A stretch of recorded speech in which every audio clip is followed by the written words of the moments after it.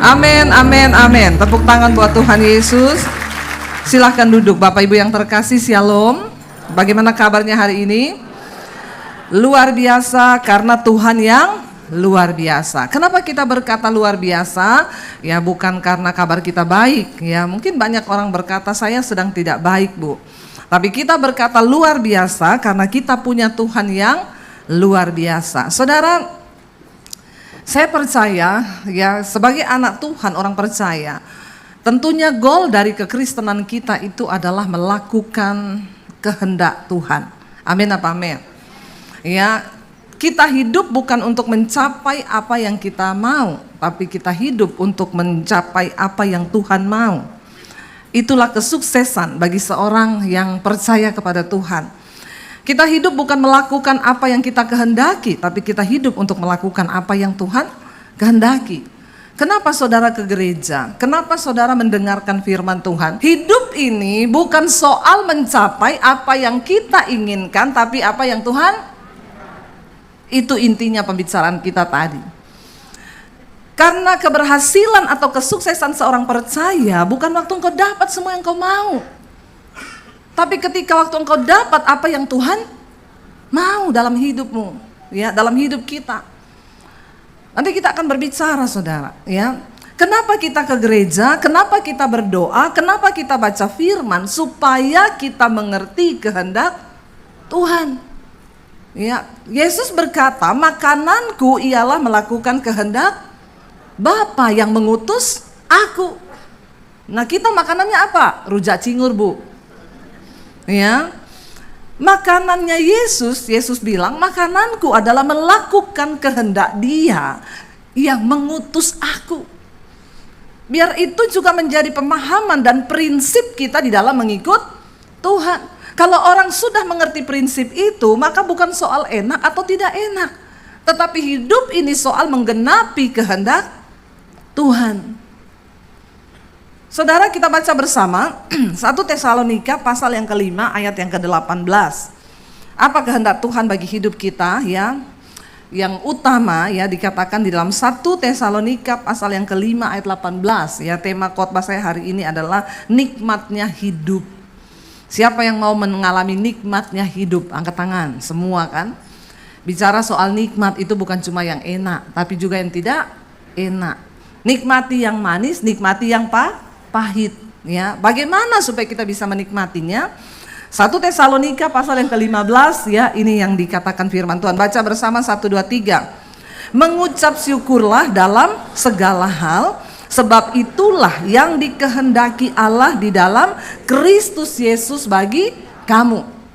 Ya, kita ini menerima Yesus sebagai Tuhan dan Juru Selamat. Setelah kita berada di dalam Yesus, apa yang Tuhan kehendaki bagi kita nih? Di dalam Yesus nih, ya, menjadi kaya, Bu, mobil 1 jadi 5, rumah 1 jadi 10, ya. Bukan itu. Alkitab berkata apa yang dikehendaki Tuhan bagi kita di dalam Yesus itu. Baca lagi sama-sama 1 2 3. Mengucap syukurlah dalam segala hal, sebab itulah yang dikehendaki Allah di dalam Kristus Yesus bagi kamu. Ya. Kalau baca ayat ini sepintas biasa saja, saudara. Tetapi ketika kita membaca dan ya kita mendapat keterangan, maka luar biasa ayat ini. Ternyata yang dikehendaki Bapa bagi kita di dalam Yesus itu mengucap syukur dalam segala hal.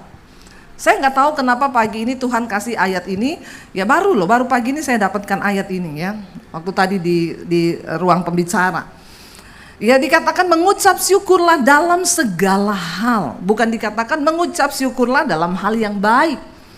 Sering kali kita mengucap syukur ya kalau apa, saudara, ya naik pangkat, mengucap syukur. Mengucap syukur kalau apa, dapat jodoh, mengucap syukur. Mengucap syukur kalau apa, naik rumah baru, mengucap syukur. Ya, orang itu cenderung mengucap syukur dan itu identik loh dengan kekristenan loh. Ya, nanti datang ya, saya ada ibadah ucapan syukur. Ya, ucapan syukur apa? Naik rumah baru. Oh, ya, nanti datang ya, ada ibadah ucapan syukur. Kenapa? Suami saya naik pangkat di kantor. Saya belum pernah dengar, Bu nanti datang ya, ada ucapan syukur di rumah saya. Kenapa? Suami saya turun pangkat. Halo? Padahal yang dikehendaki Tuhan itu apa? Nah, berarti boleh sekali-sekali bikin ucapan syukur ya. Saya nanti malam ikut ya, kita makan-makan ucapan syukur. Kenapa? Saya putus sama pacar saya. Yang muda-muda mengucap syukur. Karena berarti Tuhan kasih kamu yang terbaik. Ya. Ayo, kita sekali-sekali dong yakin begitu ya. Ada ucapan syukur loh. Kenapa? Saya bangkrut. Ini lain dari yang lain loh. Dan ini tuh alkitabiah loh. Amin. Ucapan syukur apa? Suami saya bangkrut. Setelah 20 tahun bisnis berhasil terus, sekarang bangkrut. Jadi saya mau ucapan syukur. Itu pasti Tuhan nangis loh. Kenapa saudara menatap saya dengan wajah yang tegang begitu? Biasa saja ya, biasa. Jangan mengintimidasi saya. Loh itu yang benar. Kita ini seringkali sudah terlalu sering hanya diajarkan yang enak, yang enak, yang enak, yang enak. Padahal Alkitab berkata, mengucap syukurlah walaupun di hal yang tidak enak. Karena hidup ini bukan cuma soal yang enak. Kita akan mengalami banyak hal yang tidak enak, sekalipun sudah ikut Tuhan. Makanya banyak orang Kristen datang kepada saya bertanya, Bu, saya itu udah sungguh-sungguh ikut Tuhan loh Bu, tapi kenapa ya Bu ya? Ya, saya itu mengalami bertubi-tubi yang tidak enak begini. Loh Bu, saya itu ikut Tuhan sungguh-sungguh loh. Kok anak saya meninggal loh Bu? Loh Bu, saya ini ikut Tuhan sungguh-sungguh. Malah suami saya dipanggil Tuhan loh Bu. Kenapa? Saya bilang, kita itu ikut Tuhan bukan supaya kita menikmati semua yang enak. Ingat, kita berada di dunia. Kita ada di bumi ini, ya, dunia ini nusa kambangan. Setan dibuang ke sini, kita juga dibuang ke sini. Kita sudah keluar dari Taman Eden. Dulu Adam dan Hawa hidup di Taman Eden, lalu berbuat dosa dibuang ke Taman Eden. Di bumi ini. Dan Alkitab berkata dunia ini berada di bawah kuasa si jahat. Semua yang buruk ada di dunia. Jadi kalau engkau berharap ada di dunia dan engkau mau menikmati yang baik terus, itu mimpi. Kita ikut Tuhan pun akan menikmati yang tidak enak. Saya bilang kepada jemaat yang datang bertanya kepada saya, kenapa saya menikmati yang tidak enak? Bu, kita percaya kepada Yesus bukan supaya hidup kita enak. Karena dunia ini banyak yang tidak enak. Kenapa kita percaya Yesus? Supaya ketika engkau mengalami yang tidak enak itu, engkau beroleh kekuatan. Sebab engkau punya Tuhan yang dahsyat, yang sanggup memberikan engkau kekuatan. Katakan, mari kita punya pemahaman yang benar di dalam Tuhan, supaya engkau tidak kecewa ikut Tuhan. Saya bilang bersyukur Bu, tapi saya sakit, bersyukur. Kalau saya mati gimana Bu? Beruntung. Loh, kita bilang mati itu keuntungan loh. Mati itu untung. Kita bersyukur mengenal Yesus, kenapa? Karena dia menjadi jaminan bukan hanya dalam kehidupan di dunia ini yang sementara, tapi Yesus menjadi jaminan bagi kita sampai pada kekekalan. Dan itu yang dunia nggak bisa beri, katakan amin. Jadi orang Kristen itu paling enak. Enaknya apa? Di dalam Yesus itu ada jaminan. Sehingga saya banyak ketemu orang-orang datang berkata, Bu, terima kasih. Lewat khotbah-khotbah Ibu, saya mengerti rencana Tuhan. Mengucap syukur dalam segala hal. Bukan hanya yang baik, tapi juga yang tidak baik. Saudara, mari kita simpan benar-benar prinsip firman Tuhan agar hidup kita ini berbahagia. Kenapa kita harus mengucap syukur, saudara? Ya, karena rasa syukur itu mengubah apa yang kita alami menjadi lebih berharga. Waktu engkau bersyukur, maka keadaanmu, masalahmu, apa yang sedang engkau alami itu akan menjadi lebih berharga. Kenapa banyak orang tidak bisa mengambil hikmah dari masalah yang dia alami? Karena dia tidak pernah bersyukur dalam segala masalah. Tapi ketika engkau belajar bersyukur, engkau akan menemukan nilai dan hikmat dari firman Tuhan. Ketika Yusuf, saudara, dibuang dari Mesir, dibuang dari saudara-saudaranya, lalu dia sampai ke Mesir.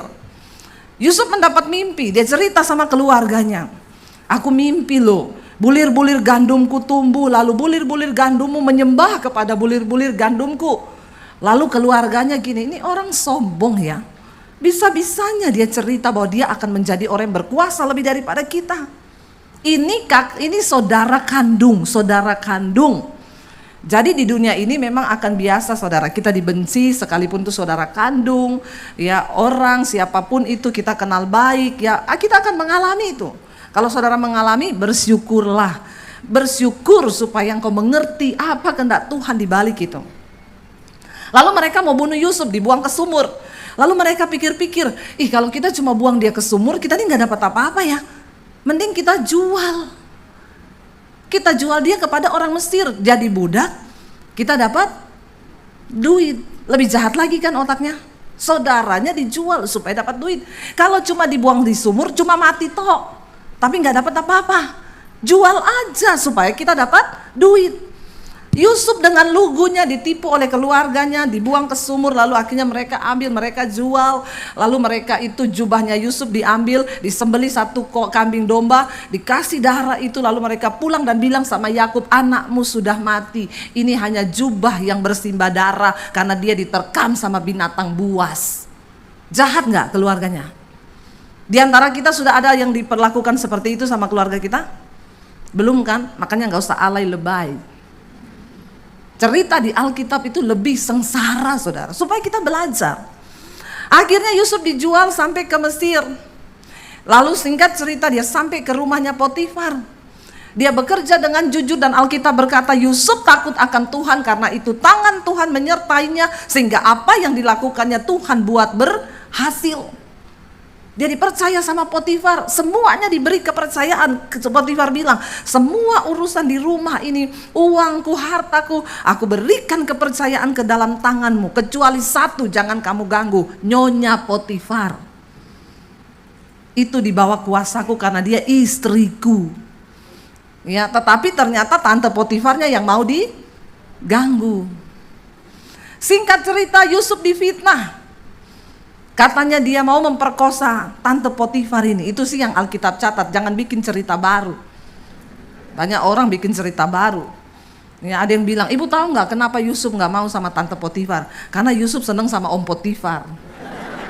Bertobat kau ya. Jangan kau bikin-bikin cerita bohong ya. Alkitab sudah menulis begitu, berarti begitu. Ya, jangan merubah-rubah jadi cucok. Di sini nggak ada cucok ya, saya baptis ulang kalau ada. Lalu saudara, ya, kan ini Potifar mengenal Yusuf dengan baik. Dia tahu, makanya dia beri Yusuf kuasa. Dan Alkitab mencatat, karena Potifar melihat Yusuf disertai Tuhan. Jadi kira-kira saudara, kalau Yusuf itu Potifar kenal baik, kira-kira istrinya itu dia kenal baik juga nggak? Bapak-bapak kenal baik nggak sama istrimu? Suaranya bapak-bapak tolong yang kencang. Kenal baik nggak sama istrimu?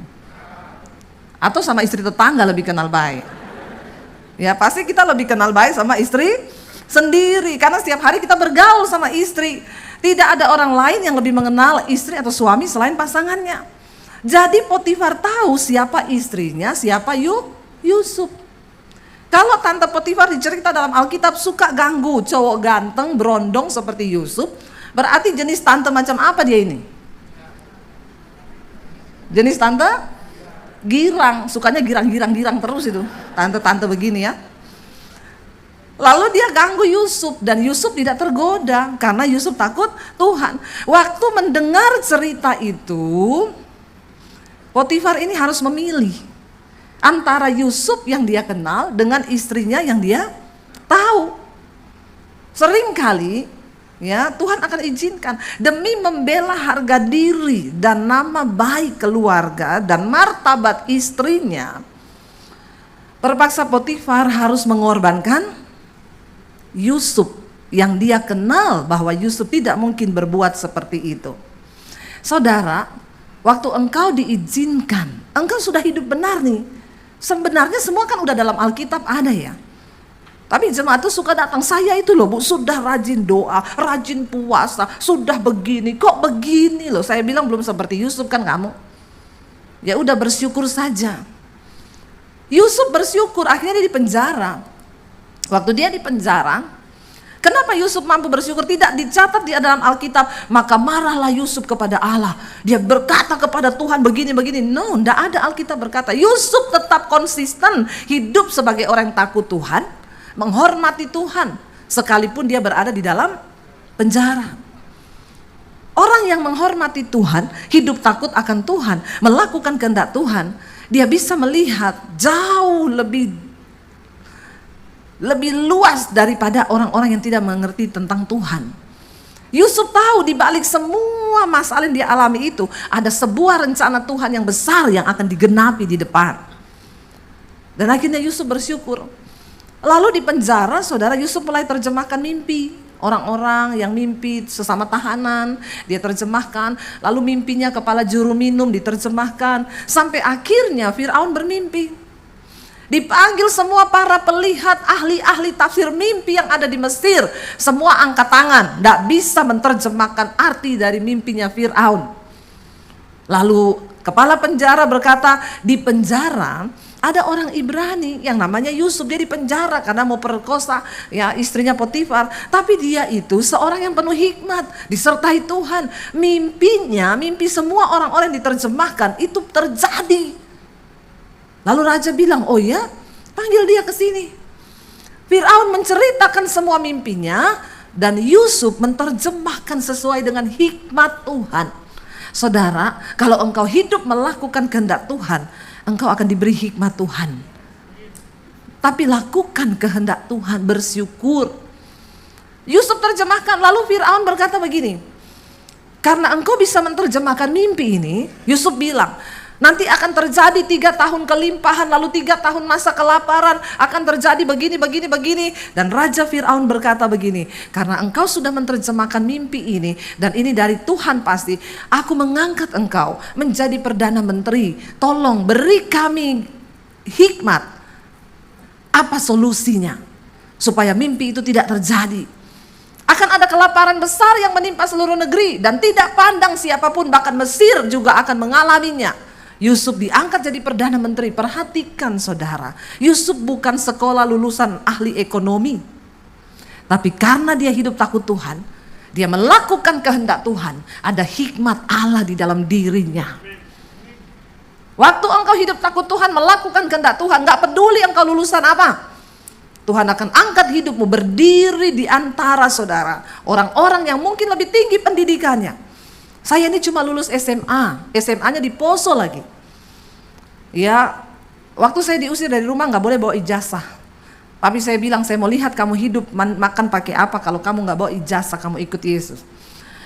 Bukan cuma itu, sekolah bekas saya sekolah dulu di Poso sudah terbakar karena kerusuhan. Kasihan banget kan saya. Secara manusia sudah nggak ada harapan saudara. Ya, tapi Tuhan tahu saya ini udah nggak ada ijazah, makanya saya harus jadi YouTuber.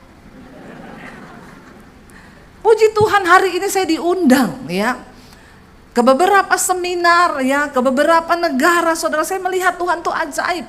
Dan saya tuh cuma bertanya, siapa saya? Hari ini saudara, beberapa negara, Bu minta jadwal, Bu minta jadwal, Bu minta jadwal. Saya bilang tunggu dulu, sabar nih ya, udah penuh nih jadwal. Waktu engkau bukan siapa-siapa, tapi engkau hidup takut Tuhan, maka hikmat Tuhan penuh di dalam dirimu. Karena engkau melakukan kehendak Tuhan. Lalu Firaun berkata, oke Yusuf, strategi apa yang harus kita lakukan supaya kita ini tidak mengalami kelaparan itu? Yusuf bilang, bangun lumbung. Ya, di tengah masa kelimpahan ini kita simpan gandum di lumbung. Penuhi itu lumbung. Dan benar terjadi kelaparan yang besar di seluruh negeri kata Alkitab. Tapi Mesir menjadi negara yang aman karena mereka punya lumbung-lumbung yang dibangun oleh Yusuf. Bukan cuma itu, dari berbagai negara datang ke Mesir untuk membeli gandum di tengah masa kelaparan. Ketika keluarganya datang dan melihat Yusuf, lalu akhirnya ya Yusuf mengenali mereka. Mereka berpikir, habis kita. Pasti Yusuf balas dendam, pasti kita dibunuh karena kita dulu sudah jahat kepada dia. Kita buang ke sumur, kita jual dia demi dapat uang. Pasti Yusuf akan balas dendam. Kenapa kita perlu bersyukur saudara? Karena dengan ucapan syukur bisa mengubah keadaanmu menjadi sesuatu yang berharga. Mengucap syukur bisa membuat kita mengerti rencana Tuhan di balik setiap masalah yang kita alami. Keluarganya berpikir kita pasti dibunuh sama Yusuf, dia sudah berkuasa, dia punya otoritas hari ini. Kita datang membeli gandum. Ketika keluarganya sudah ketakutan bertemu dengan Yusuf, Yusuf memeluk saudara-saudaranya. Dia mencucurkan air mata dan mereka berkata, Yusuf, maafkan kami karena kami sudah berbuat jahat kepadamu. Yusuf berkata, Allah lah yang sudah memakai engkau untuk membuang aku. Kalau aku tidak kamu buang dulu, aku tidak akan jadi Perdana Menteri seperti hari ini. Wow enggak? Kenapa kita perlu bersyukur dalam segala keadaan? Karena kita akan mengerti dengan mengucap syukur, kita bisa melihat bahwa kutuk bisa dirubah menjadi berkat.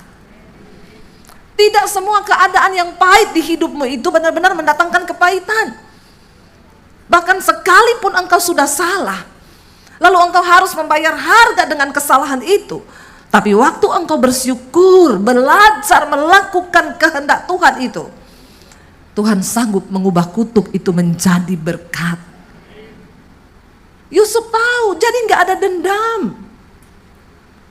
Dulu saya pun bertanya begitu, kenapa saya diusir dari rumah jadi Kristen? Kemarin di doa malam saya sudah cerita. Ya, kenapa saya harus diusir Tuhan? Kenapa? Hari ini saya bersyukur. Tuhan terima kasih karena waktu itu saya diusir dari keluarga. Kalau saya tidak diusir, saya tidak menjadi Debbie Basir seperti sekarang ini. Dipakai di tangan Tuhan dengan begitu luar biasa Tuhan membentuk hidup saya. Saudara, belajar bersyukur di balik setiap keadaan itu pasti ada maksud Tuhan. Kalau engkau tidak bersyukur, engkau salahkan orang, engkau marahin orang, engkau salahkan keluarga, engkau salahkan Tuhan, maaf, prosesmu akan semakin lama. Akan semakin panjang. Apa yang Tuhan mau dari hidup kita? Ayat ini berkata, melakukan kehendak Bapa. Dan inilah yang dikehendaki Bapa bagimu di dalam Kristus Yesus, yaitu mengucap syukurlah di dalam segala hal.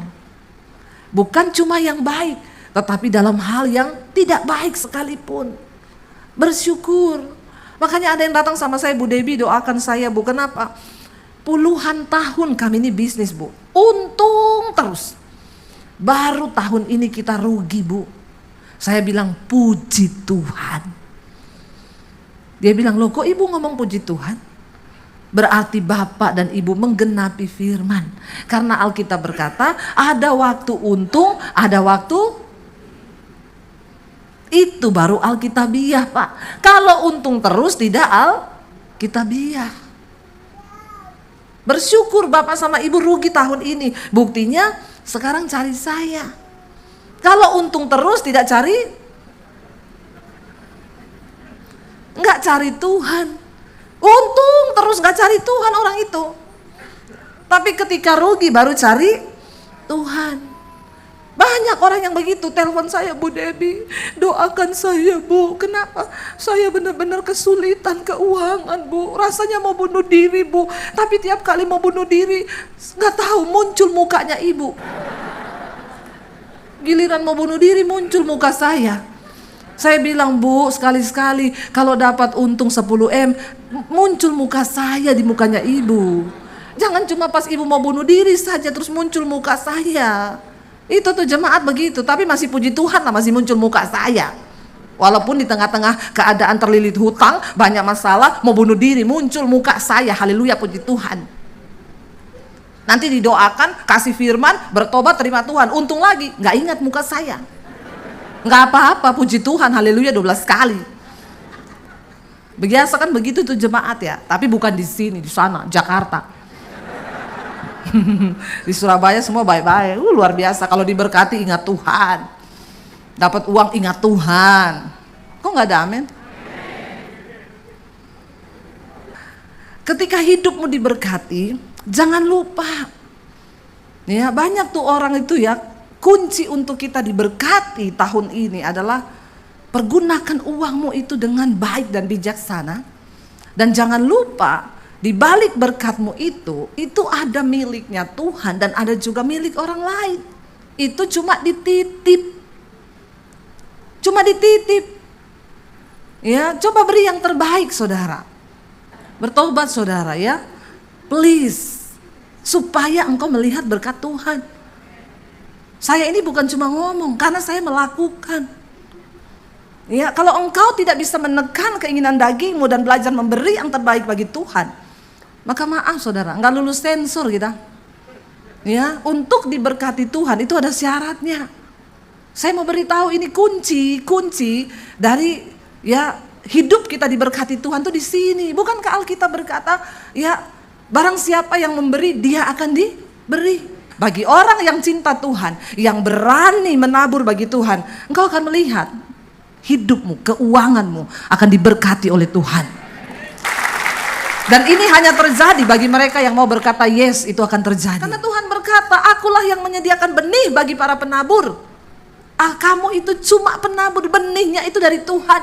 Ini yang seringkali tidak orang Kristen mengerti. Ya, sehingga kita itu pikir dengan kita tahan uang, kita pakai prinsip ekonomi. Semakin banyak yang kita tabung, maka semakin kayalah kita. Padahal Alkitab bilang, siapa yang banyak menabur, dia juga akan banyak menuai. Saudara, saya pengen ya kita sama-sama mengerti ini. Ya, kenapa kita harus bersyukur? Karena ketika engkau bersyukur, engkau dapat mengubah keadaan yang pahit itu menjadi sesuatu yang berharga. Ya, banyak-banyak bersyukur saudara, karena orang itu kalau nggak bersyukur stres. Kalau banyak stres itu darahnya kental, hitam, kortisolnya naik. Waktu kortisol naik itu hormon yang mengatur metabolisme tubuh kita. Saat kortisol mau naik, kacau semua tuh, gula darah akhirnya naik, kena serangan, kena jantung, diabetes, darah tinggi. Ya, makanya hari-hari ini jangan banyak stres. Kenapa kita harus bersyukur? Waktu engkau bersyukur itu hormon endorfin keluar dalam badanmu. Itu sejenis hormon penenang, sejenis morfin. Kita nggak perlu lagi cari morfin, di dalam diri kita itu sudah ada, Tuhan ciptakan.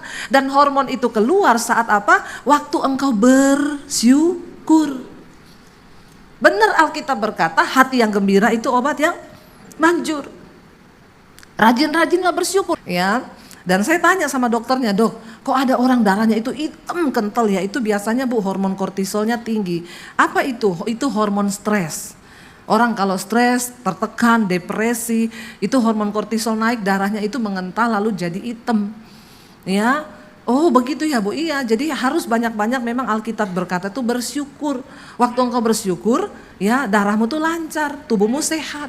Makanya itu lakukan. Kenapa Yesus berkata, Tuhan bilang, sebab itulah yang dikehendaki Bapa bagi kita di dalam Kristus Yesus. Amin saudara. Ya belajarlah. Saudara, kita melihat ya, jadi ayo jangan cuma jadi pendengar firman, jadilah pelaku. Karena ada pengejek-pengejek akhir zaman, dengar firman itu cuma gini, omongannya pendeta.